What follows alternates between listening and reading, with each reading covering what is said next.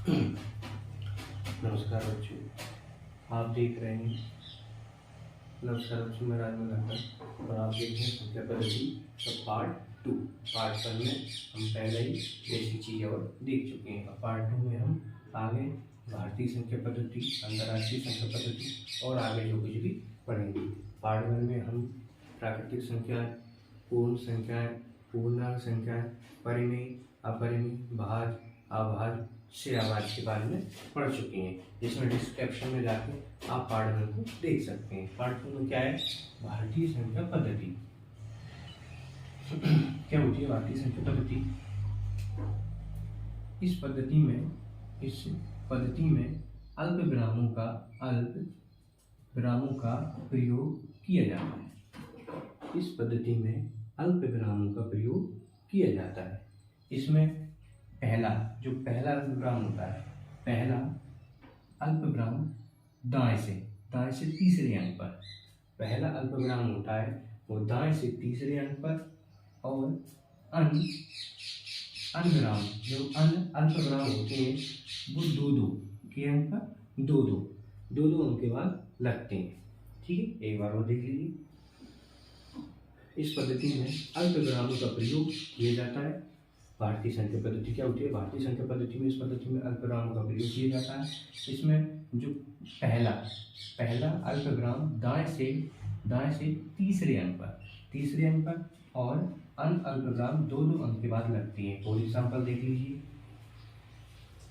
ये संख्या है, पूरी संख्या देख लीजिए अपन ने। पहला अल्पविराम अपन ने देखो 1 2 3 1 2 3 अंक के बाद लगा दिया। फिर मैंने बोला था देखो दाएं से, तो दाएं से ही है, दाएं से 1 2 3 अंक पे लगा दिया।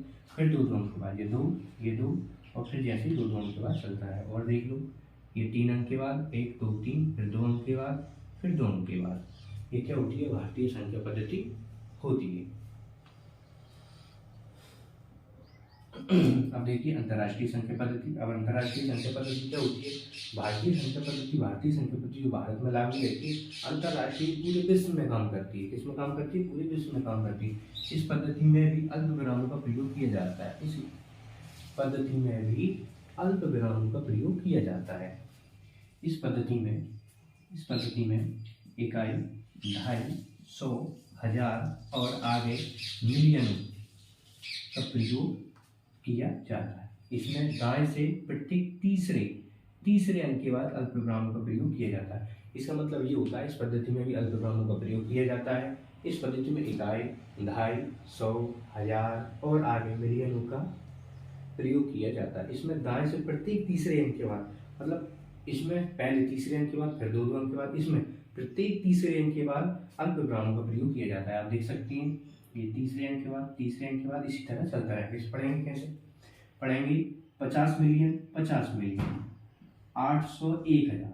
ये देखो 50 मिलियन, ये मैं कौन लगा सकता हूँ, 800, 1000। किस कैसे पढ़ेंगे? 800, 1000, फिर 592, इस तरीके से इसे पढ़ते हैं। और बता दूं मैं, ये नोट करके है। 1 बिलियन बराबर कितनी होती है? 1000 मिलियन होती है। 1 बिलियन बराबर 1000 बिलियन होती है, और 1 मिलियन बराबर 1000 मिलियन होती है, और 1 मिलियन बराबर 10 लाख होते हैं। आप लोग भारतीय संख्या पद्धति और अंतर्राष्ट्रीय में समझ गए होंगे। अब आगे देखते हैं।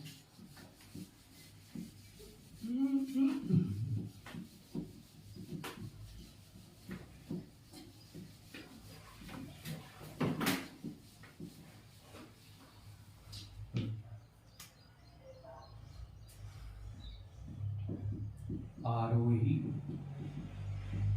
क्रम।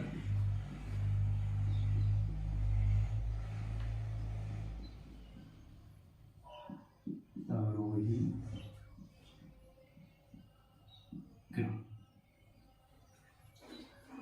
क्रम, आरोही क्रम असेंडिंग ऑर्डर, अवरोही क्रम डिसेंडिंग ऑर्डर। आरोही क्रम को इंग्लिश में क्या बोलते हैं? Ascending order. अवरोही क्रम को डिसेंडिंग ऑर्डर। आरोही क्रम का मतलब क्या होता है? आरोही क्रम में संख्याओं को बढ़ते क्रम में लिखा जाता है। संख्याओं को किस क्रम में लिखा जाता है? संख्याओं को बढ़ते किस क्रम में लिखा जाता है? संख्याओं को बढ़ते क्रम में लिखा जाता है। ठीक है,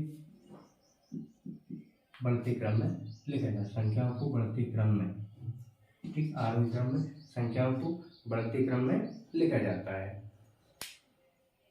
इसमें सबसे पहले संख्याओं को बढ़ते क्रम में लिखा जाता है, ये हो गया पॉइंट पहला। दूसरा, संख्याओं को बढ़ते क्रम में दूसरा होता है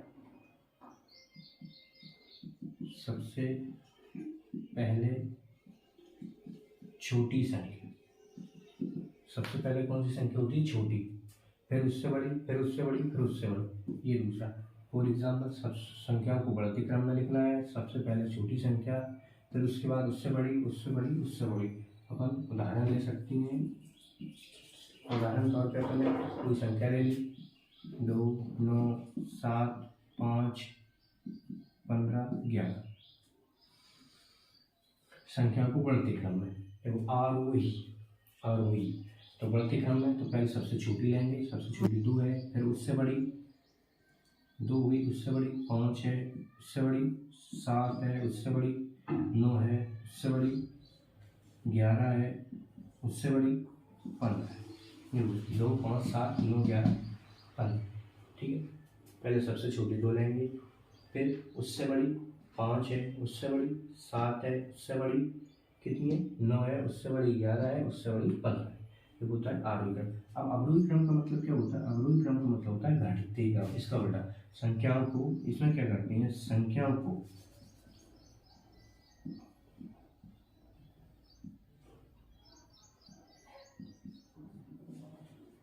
को घटते क्रम में, पहला पॉइंट।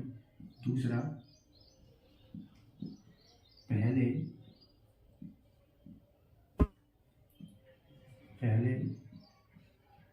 सब ऐसे लिख लेती हैं,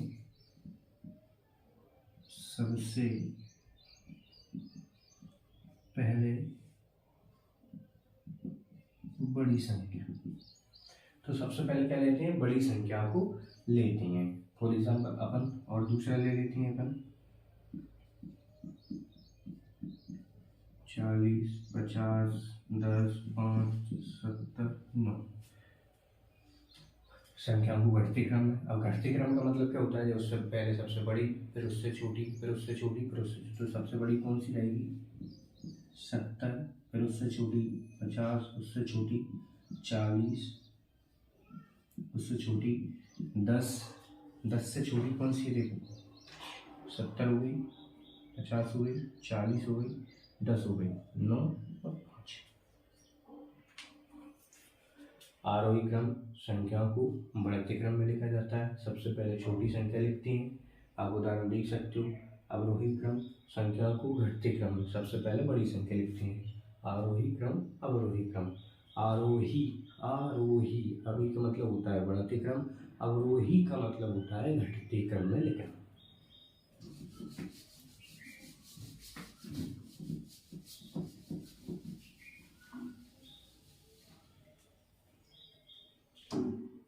आगे देखते हैं अपन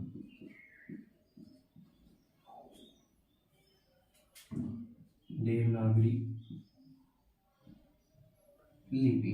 देवनागरी लिपि। अब देवनागरी लिपि क्या होती है? तो देवनागरी लिपि, इसमें संख्याओं को 1, 2, 3, 4, 5, 6, 7, 8, 9 और 10 इस क्रम में लिखा जाता है। देवनागरी लिपि, इसे क्या बोलते हैं? देवनागरी लिपि बोलते हैं। 1, 2, 3, 4, 5 इस प्रकार से संख्याओं को लिखा जाता है। फिर आती है अपनी हिंदू आरबी संख्या प्रणाली।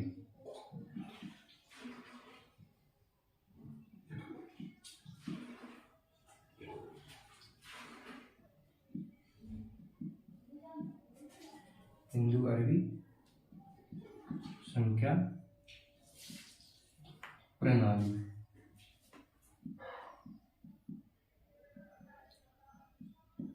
प्रणाली हिंदू अरबी संख्या प्रणाली।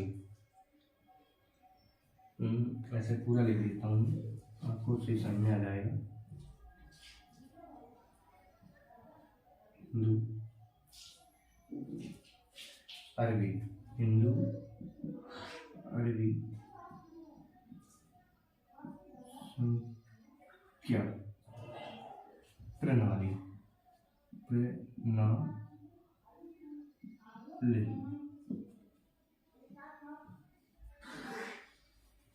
हिंदू संख्या, हिंदू अरबी संख्या प्रणाली। और हिंदू अरबी संख्या प्रणाली में इसमें क्या होता है, इसमें संख्याओं को 1 2 3 4 5 6 7 8 9 और 10 इस प्रकार से लिखा जाता है। और आपको सभी पता होगा हिंदू अरबी संख्या प्रणाली जो कि पूरे देश भर में प्रचलित है, इसको क्या बोलते हैं, हिंदू संख्या प्रणाली। आगे आगे आती है अपनी रोमन, क्या आती है, रोमन संख्या प्रणाली। रोमन संख्या प्रणाली में क्या होता है, इसमें 1 2 3 4 5 6 7 8 9 10 20 30 40 50 60 70 80 90 100 500 1000 etc। 1 2 3 4 6 8 10 11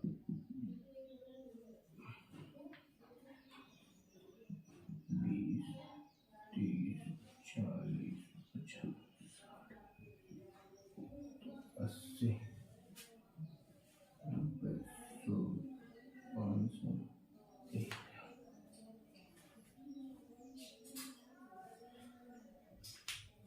देवनागरी लिपि, इसमें संख्याओं को इस प्रकार से लिखा जाता है। हिंदू अरबी संख्या प्रणाली इसमें इस प्रकार से लिखा जाता है, और रोमन संख्या प्रणाली इसमें इस प्रकार से संख्याओं को लिखा जाता है।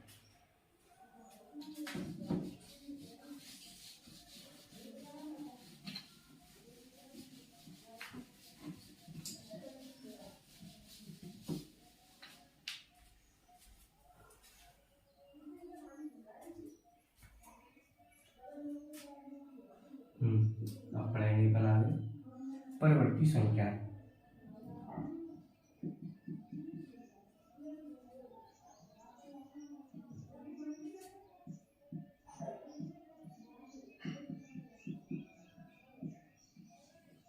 परवर्ती संख्या यानी अपन उत्तरवर्ती संख्याएं भी बोलते हैं। किसी संख्या में एक जोड़ने पर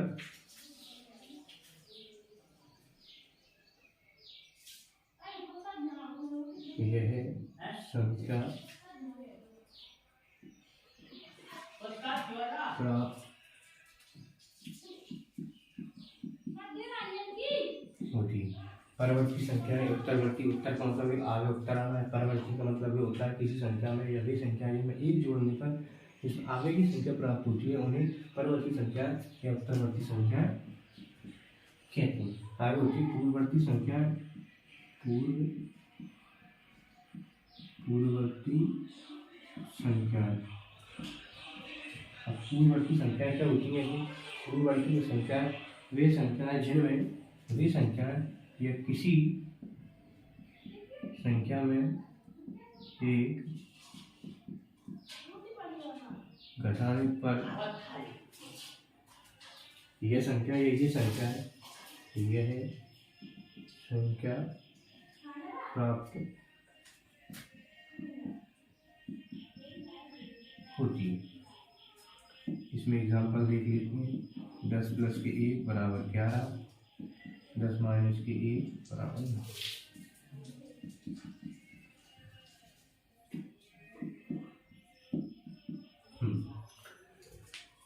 परवर्ती संख्या किसी संख्या में एक जोड़ने पर यह संख्या प्राप्त होती है। उदाहरण के लिए 10 + 1 11। पूर्ववर्ती संख्या किसी संख्या में एक घटाने पर यह संख्या प्राप्त होती है। किसी संख्या में एक घटा देंगे तो ये संख्या प्राप्त होती है।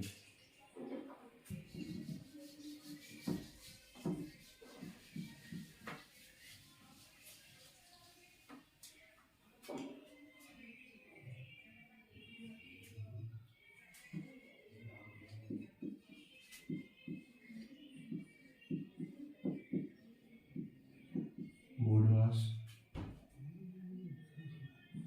या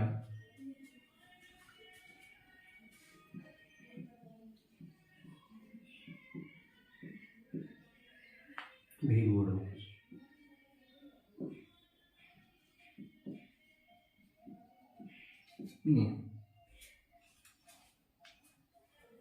इसे हिंदी में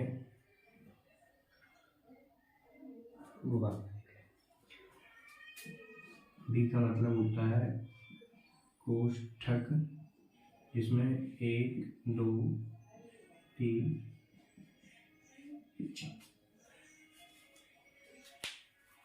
बोडमास या इसको भी बोडमास भी बोलते हैं। भी बोडमास को बोडमास बोलते हैं, बोडमास को भी बोडमास बोलते हैं। इसमें बी का मतलब होता है कोष्ठक। कोष्ठक मतलब होता है ब्रैकेट। ब्रैकेट मीन्स इसमें एक बड़ा कोष्ठक, मध्य कोष्ठक, छोटा कोष्ठक। ओ मीन्स होता है औ या का की इसका मतलब होता है इनटू। डी मीन्स होता है भाग। इसे डिवाइड इंग्लिश में बोलते हैं। इसका सिंबल ये होता है। एम को मल्टीप्लिकेशन मीन्स गुना, सॉरी इसका डिवाइड होगा, इसका मीन्स होता है इनटू ए मीन्स होता है एडिशन मीन्स योग या जो, इसका सिंबल ये होता है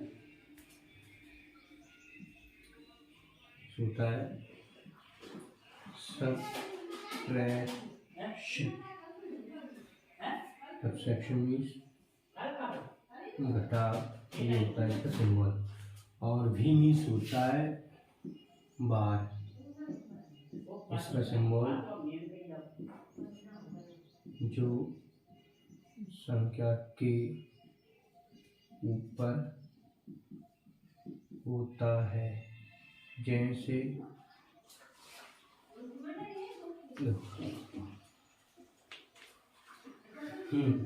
बोडमास बी का मतलब होता है कोष्ठक, 3 कोष्ठक होते हैं। ओ मीन्स होता है और काकी, इसका मतलब होता है इनटू। डी मीन्स होता है डिवाइड या भाग, इसका सिंबल ये होता है। एम मीन्स होता है मल्टीप्लिकेशन मीन्स गुना। ए मीन्स होता है एडिशन मीन्स जोड़। एस मीन्स होता है सब्ट्रैक्शन मीन्स घटा। बी मीन्स होता है बार, तो संख्या के ऊपर होता है जो सी संख्या के ऊपर बार होता है। जो हम आगे आने वाले वीडियो में इसको सही तरीके से सीखेंगे हम।